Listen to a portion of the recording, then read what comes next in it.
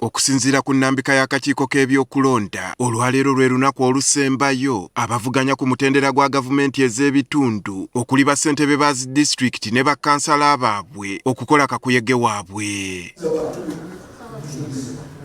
Ku bano kuliko baloodi meeya ne bakansala baabwe.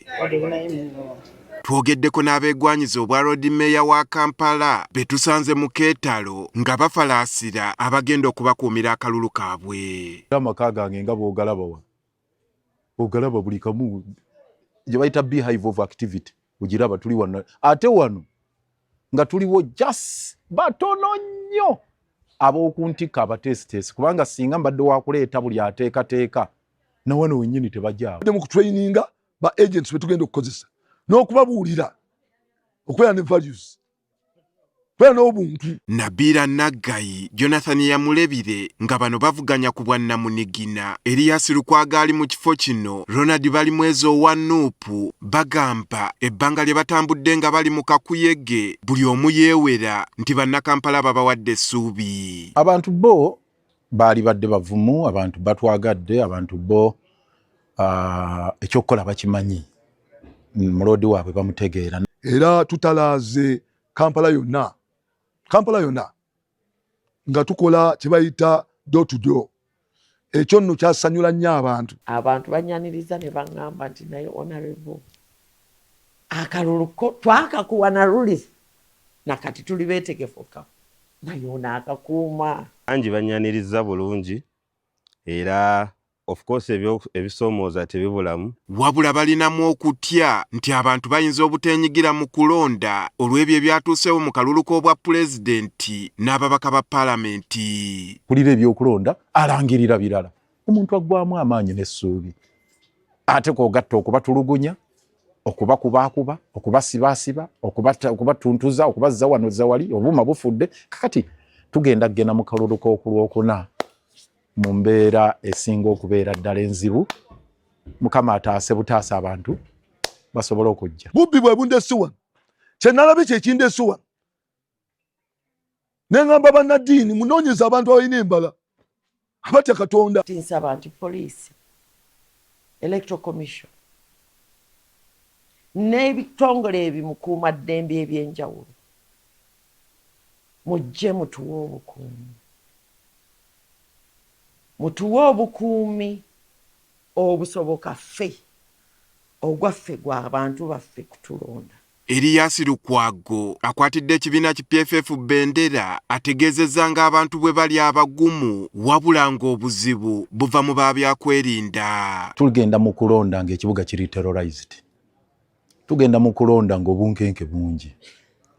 Amagye ne bwe gasanga abantu babiri basatu nga babaako bye banyumya bawuunaganyamu abo mbirigo abalala babalumba mu mayumba gaabwe. Ategeezezza nti embeera eriwo kati si yakalulu nga bwe kandibadde. Obunkenke bungi ate nga akalulu keetaaga embeera eya freedom, embeera ey'abantu okuba nga beetaaya basobola okuweewuunaganya nono ne yeebuuza ku ono ne basalawo ng'abantu mu kitundu. Ye Nabiira Naggayi atubuulidde nti wadde emivuyo gyaliwo nga 15 naye ku luno tabisuubira kuba abali ku mbiranye baludda luvuganya. Kubanga kijja kubalaga nti enjawulo wakati waffe ne be tuvuganya terimu. So nsaba nti bannange be twesimbye nabo ttiimu ez'enjawulo ate tetwekolako fujjo.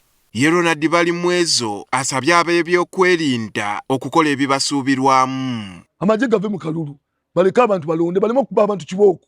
Ennaku zino bakangakanga abantu ekyo nakyo ne kitiisa. Yamulebire Jonathan nga yeesimbyewo ku bwa Namunigina ategeezezza nti asuubira akakiiko k'ebyokulonda kaayigidde ku nsobi ezabadde mu kalulu akaasoose. Tusuubira nti electoral commission erina bye yayize mu keyategesa aka president n'aka member of parliament era tulowooza nti ebisinga ebyasobye bajja longoosaamu. Bano bagamba wadde balabye obubbi obw'enkukunala mu kulonda kw'aba pulezidenti n'ababaka bo bagumu okulwanirira akalulu kaabwe kaleme okubayita mu ngalo. Omanyi akalulu ka Uganda bw'oba ng'ogenda kukakuuma weeteekerateekera ng'agenda ku lutalo olina okuba n'entanda gye weeteeseteese nayo ey'okufaafaagana n'abaagala okubba akalulu oba bakateekateeka. Kati kye tulimu embeera eno gy'olimu. Ttiimu yange mpya n'enkadde ate obukodyo jjukira mbadde ndi international, nina cyber security, nina ground security. Baliko bye basuubira okusoosowaza singa balondebwa ku kifo kino. Ebizibu ng'ebyo myala amataba gade gabakuba nnyo, kasasiro ngabasumbuwa nnyo, kasasiro omuddiŋŋana kuba kasasiro yasinga okubako ebizibu ebingi. Abasuubuzi ngenda kuba ddoboozi lyammwe erisookerwako. Yagezaako okulaba nga tutereeza ebintu eby'enjawulo mu kibuga, naddala kasasiro oyo afuuse ekizibu mu Kampala. Kati basabye bannakampala obutaggwamu maanyi olw'ebyo ebyatuukawo benyigire mu kulonda. Gano genda okulonda omukulembeze wa wansi nga ffe tugasa nnyo naffe, togamba nti okoma ku bwombaga bwa paalamenti kubanga obuweereza ate ffe tubutuusa gy'oli. Bwe oli bw'osigala awaka emyaka 5 gyo era ojja kuba otudde butuuzi ng'era bwe watudde mu kalulu.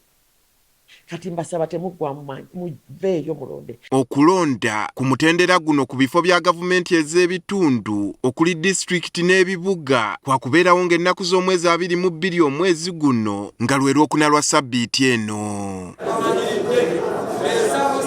Andrew Kaggwa, Agafeeyo, Spark TV.